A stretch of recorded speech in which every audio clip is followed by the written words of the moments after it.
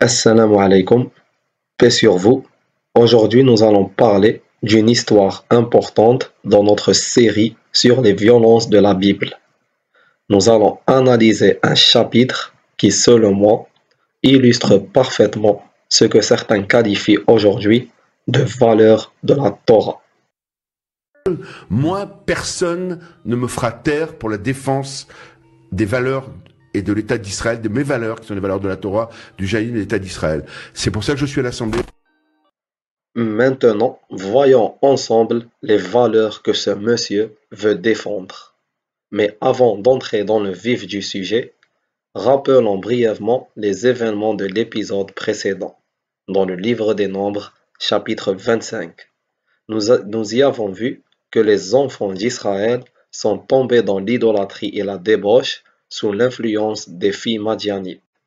Ce chapitre se termine par l'ordre de Dieu à Moïse de châtier sévèrement les Madianites. Dans le chapitre 31, cet ordre est réaffirmé dès le début. L'Éternel parla ainsi à Moïse: exerce sur les Madianites la vengeance due aux enfants d'Israël, après quoi tu seras réuni à tes pères. Rabbi Yehuda dit à propos de ce passage: si Moïse avait cherché à vivre plusieurs années, il aurait pu vivre, comme le Saint béni soit-il lui a dit: vengez-vous, alors vous serez rassemblés. Le verset subordonnait sa mort à Madian. Il s'agit plutôt de vous informer de la louabilité de Moïse. Il dit: la vengeance d'Israël serait-elle retardée pour que je vive? Selon le Midrash Rabbah 22, Moïse aurait pu prolonger sa vie en retardant l'exécution de cet ordre. Pourtant, il choisit d'agir sans délai, démontrant ainsi l'importance qu'il accorde à cette vengeance. Et Moïse parla ainsi au peuple, qu'un certain nombre d'entre vous s'apprêtent à combattre. Ils marcheront contre Madian pour exercer sur lui la vindicte de l'Éternel. D'après Bamidbar Rabbah 22, au sujet de ce passage, Moïse dit: Maître de l'univers, si nous étions incirconcis, idolâtres ou négataires des mitzvot, il ne nous haïrait pas. Il nous persécute uniquement à cause de la Torah et des mitzvot que tu nous as donnés. C'est donc ta vengeance, d'exercer la vengeance du Seigneur contre Madian. Ce passage du Midrash résonne particulièrement avec la situation des musulmans aujourd'hui. Un musulman pratiquant peut être détesté ou persécuté simplement pour sa foi et son attachement à ses croyances. Par contre, lorsqu'un musulman renie sa religion ou agit en opposition à ses valeurs, il est parfois applaudi et encouragé par certains qui voient cela comme un signe de modernité ou d'intégration, comme ils aiment à le dire. Moïse les envoya en campagne, 1000 par tribu, et avec eux, pour diriger l'expédition, Phinehas, fils d'Éléazar le pontife, muni de l'appareil sacré et des trompettes retentissantes.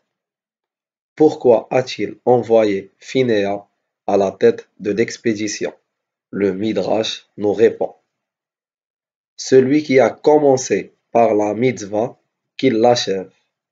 Il fit retirer sa colère et frappa la femme madianite, qu'il achève sa mitzvah.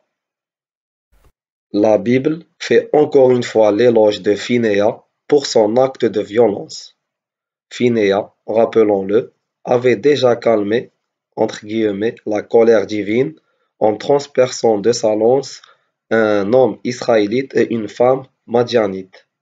Dans le Nombre 25, la Torah glorifie son acte violent et le désigne pour mener cette vengeance à son terme. Cela illustre à nouveau les valeurs de la Bible, que certains présentent aujourd'hui comme pacifiques, mais qui font ici l'éloge d'un individu ayant violemment exécuté un homme et une femme avec une lance. Et ils livrèrent bataille à Madian, comme l'Éternel l'avait ordonné à Moïse, et ils tuèrent tous les mâles. Ils ajoutèrent à ces victimes les rois de Madian, Évi, Rékem, Kour, Hur et Réba, tous 5 rois de Madian, plus Balaam, fils de Béor, qu'ils firent périr par le glaive. Et les Israélites firent prisonniers les femmes de Madian, ainsi que leurs enfants. Ils s'emparèrent de tous leurs bêtes de somme, de tous leurs troupeaux et de tous leurs biens.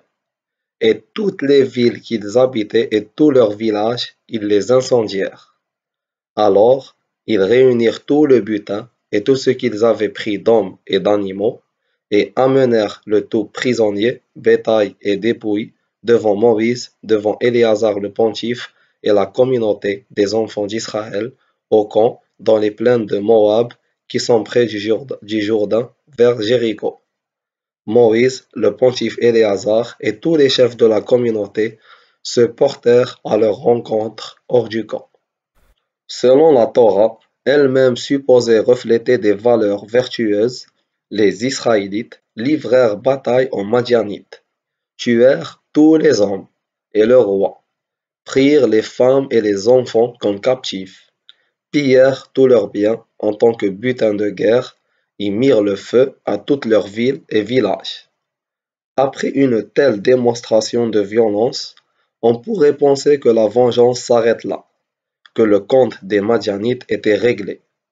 Mais non, nous allons découvrir une nouvelle leçon vertueuse de la Bible, une leçon qui, loin d'enseigner le pardon et la paix, révèle une toute autre facette des valeurs de la Bible.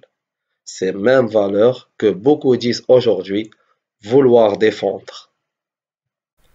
Moïse se mit en colère contre les officiers de l'armée, chiliarques et centurions, qui revenaient de l'expédition de guerre.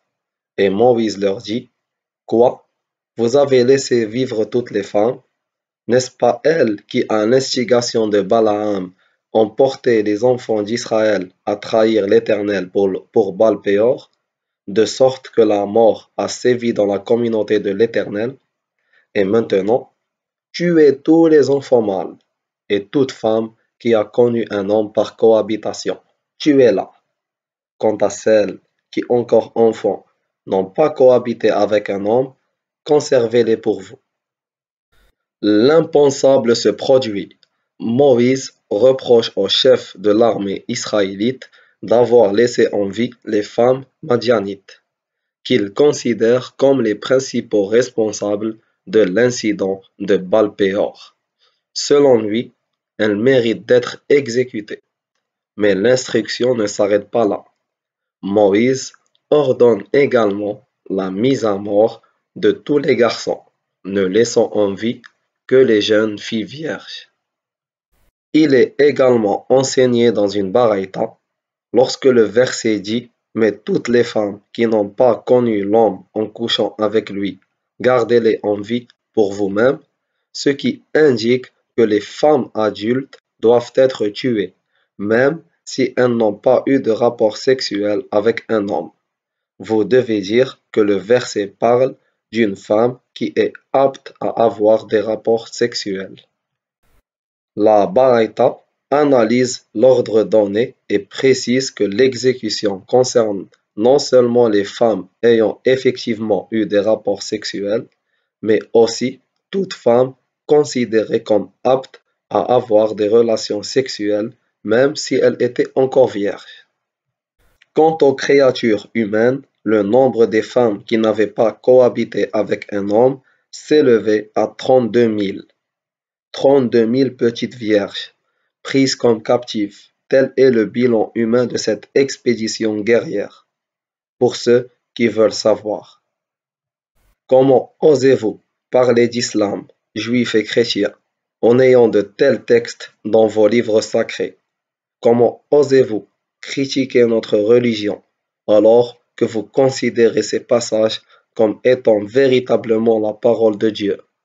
Juifs et chrétiens, avec quelle audace venez-vous nous donner des leçons?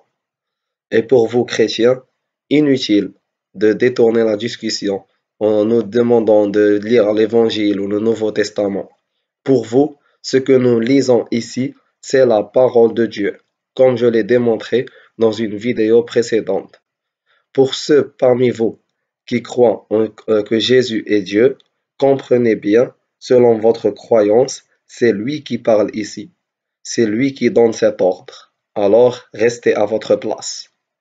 Quant aux athées, opportunistes qui modifient et déforment les textes islamiques pour alimenter leur rhétorique, pourquoi ne dites-vous rien de ces passages bibliques? Où êtes-vous, vous les pseudo-intellectuels, qui monopolisent les plateaux télé pour répéter en boucle des mots comme islamisme, islamiste, tout en prétendant défendre des valeurs humaines? Où sont vos dénonciations? Ah, je comprends. Il ne faut pas toucher au porte-monnaie. Nous, musulmans, nous ne tairons pas face à cette imposture. Nous serons là pour rétablir la vérité et exposer cette hypocrisie flagrante. Alhamdulillah, nous défendrons notre religion avec des preuves et une honnêteté que vos discours biaisés ne peuvent ébranler. Religion de paix, d'amour, de tolérance et d'acceptation.